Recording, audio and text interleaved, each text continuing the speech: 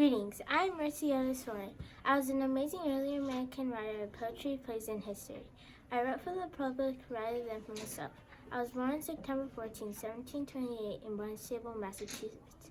Throughout my life, my family was involved in politics. My father is James Otis and my mother is Mary Allen. I have 13 brothers and sisters. Sadly, only 6 of them survived to adult life. My father was a colonel, lawyer, politician, and judge. My brother James Otis Jr. wrote that famous quote, "No taxation without representation is tyranny," in the 1760s. On November 14, 1754, I married a wise man named James Warren and moved to Plymouth, Massachusetts with him. I had 5 sons. Like most girls at the time, I had no formal education. Mine came from sitting in on my brother's lessons where I took a particular interest in history and politics. One of my passions became writing. I just loved it. My husband was involved in the Revolution and also in Massachusetts politics. And because of him, I knew most leaders and important events. Many important meetings took place at our house, helping me to become involved as well.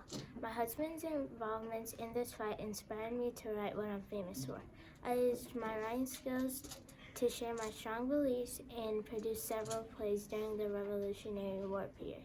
The first of which was called the Adulator A Tragedy, completed in 1773. If I wasn't able to speak my opinions, I wrote them down. One of my most popular plays was called The Group.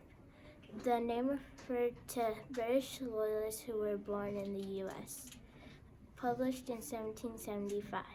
During the war, I lived in Plymouth, Massachusetts, wrote my poems and gave them to my husband.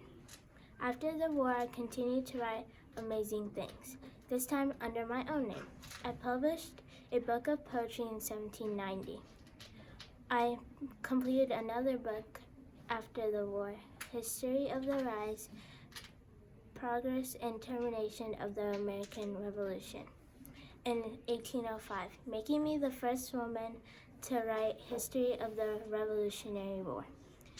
And I was inducted into the Women's Hall of Fame in New York in 2002. Sadly, I died at the age 86 in Plymouth, Massachusetts, not far from my hometown. You should remember, the history I left behind was amazing. You should remember me.